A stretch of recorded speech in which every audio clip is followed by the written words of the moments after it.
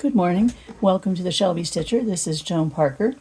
I just realized that on my video, you can see the very end of my slimline light right here, and it lets this beautiful LED light come down, so you never have to buy light bulbs again. Today I'm going to show you how I put the frames around my frame blocks. I have these 6 4-inch squares cut out, and I offset them a little bit when I put them beside my machine so that I can easily pick one up. I also make sure that the right side is facing up. Whenever I use the 100% upcycled cotton shirts as my quilt pieces, I don't want to take the time when I'm sitting at the machine to feel them and make sure I have the right side up. It can be tricky, and you need to know which side looks and feels right. This side's a little softer than the back, and if your shirt has much age on it, the front is usually a tiny bit faded, although they do last for many years and many washings. Earlier, I cut out some strips from my neutrals, and when I cut the strips out, I cut 2 4-inch and 2 6-inch for these 4-inch blocks, and I stacked them up with all the right sides up. And I have a stack of 6 sets of blocks here, and I'm going to show you how I keep all the sets in order so that I don't have to keep wondering where the next one is and if that's the right fabric.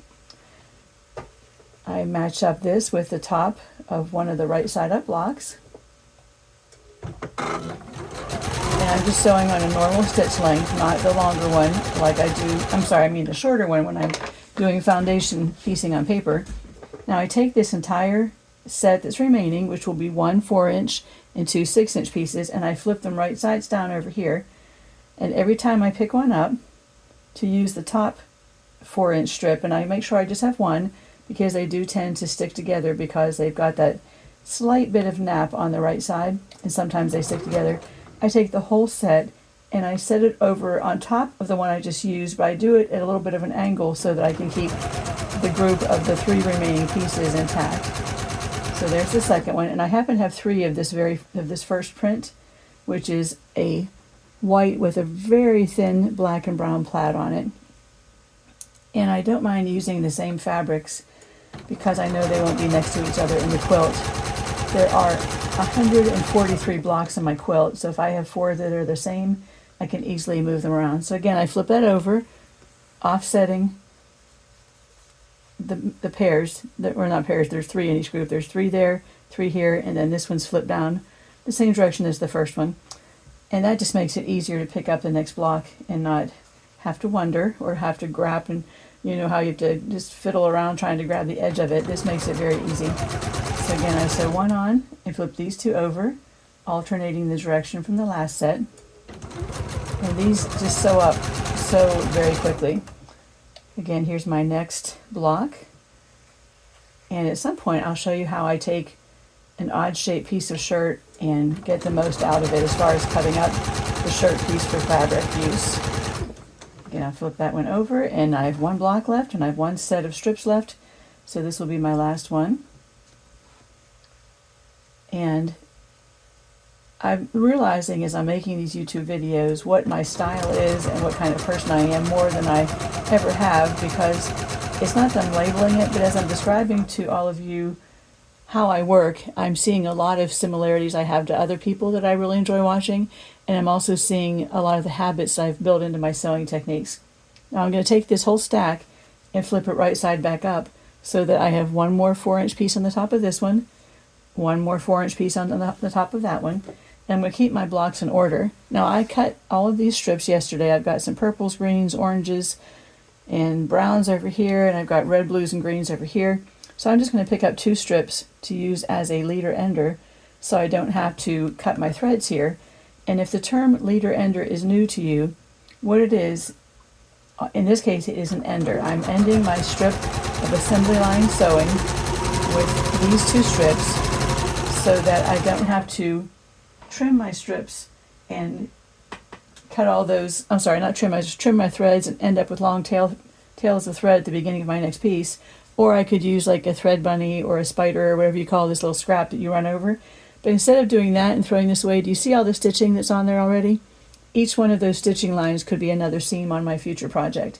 So I'm setting that to the back. And now I reach back here and I pull it forward and I leave my leader ender under the foot.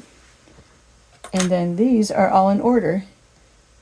If you leave the little chains of thread between them, you can easily carry them over to your ironing station and not have to worry about them getting out of order or flipping around. So I'm going to go ahead and iron these and come right back. Before I iron them though, I do have my cutter here that looks like a daisy. I had a short video on that yesterday about how to use it. You just put it where you can easily reach both sides of your fabric. And this will be my first one to do next. So I'm going to leave it on the bottom of my stack, and this doesn't matter. You can do whatever works for you. But if you hold the sides of your opening where you're going to be cutting taut and just pop it down on that razor blade, it just cuts it just quick as can be. And I think that is a lot faster than using scissors. I just move this up to above my sewing machine when I'm not using it. I'm going to press these and I'll be right back. I probably should have showed you how I keep these all in order as I'm cutting them apart and ironing them, but they are in the exact same order they were in before. So when I pick up this next one, the top fabric should match, and it does. I'm going to put my scissors back up on top of my machine where they belong.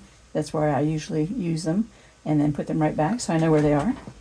And I'm going to start with this top one, put on the other 4-inch piece, flip those over just like I did before, pick up the next block, and I just visually verify that I'm putting the right fabric on, because I'm not doing a whole lot of pre-planning on this quilt, but all 4 edges of the frame are the same fabric.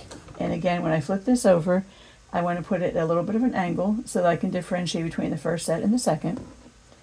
And that matters more when you're going to change patterns between blocks. Like this is the last one of this brown, and then the next one's this blue stripe. But when you're stacking up fabrics that are made out of the same, when you're making stacks of the same fabric, it makes it easier to just alternate the directions so that you can keep those short pieces on top in their place and keep them a little bit separate from the last one. I'm going to try something after this video when I go to put these on my design wall. I've heard that if you look at the bottom of your screen, you see a community tab. You can add pictures of progress or anything. These are just quilting videos, so I'm talking about progress on my quilt. But if you click on the community tab, I believe that I can go back and add pictures of what my layout looks like after I add what I've been sewing on in that video. I'll give that a try after I get finished here. This whole YouTube process has been so amazing and so funny to me because I hardly knew anything about this whole process before I started, and here I am killing it. I'm just being silly. Everything I go to do, I have to look up how to do it or call somebody or ask my son, and it's just amazing to me that this has worked out so well so far. Thank you to every single one of you who have viewed my videos or subscribed. And if you don't want to miss a video, hit that subscribe button and then click on the bell to choose how many or what type of videos you want to see. Now I'm going to take just a second and show you this. Here's my leader ender from the beginning. So I went ahead and took it off the back and pressed it. And I have a dark red plaid and a purple with a tiny bit of a peach and a green in it. So I want to get another strip. And what I usually do is work off 2 stacks like this. So if I don't like, I just use this fabric. So I won't use that one again in this block because I try to have the 4 or 5 different fabrics.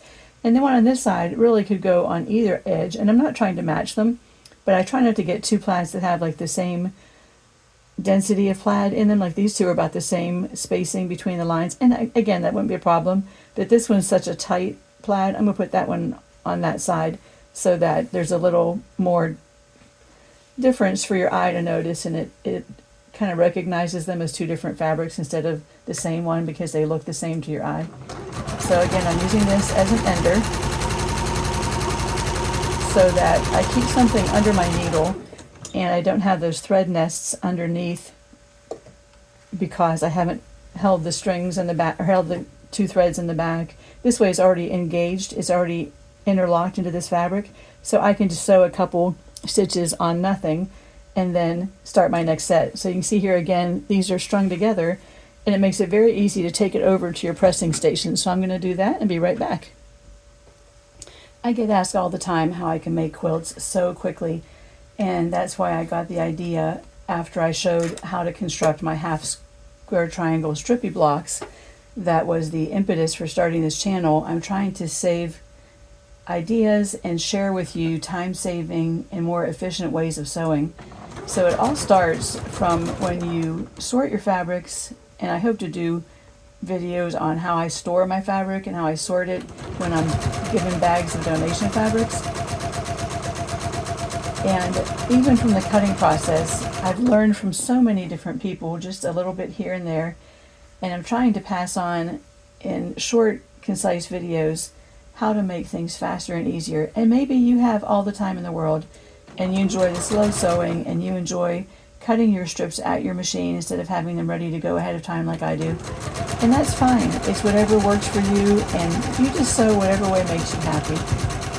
So this works for me, and I'm not going to do this all on camera, but I'm going to add this right strip. So every time you take a strip off, you move that one to the right, and eventually you'll have just one strip left of each one. But I'm going to do this all off camera, but I wanted to thank you again for watching and for giving me the interest in doing this. It's been so rewarding already, and I'm looking forward to doing many more videos.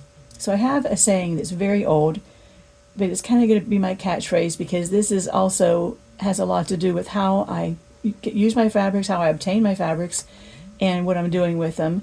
It's the use it up, wear it out, make it do or do without.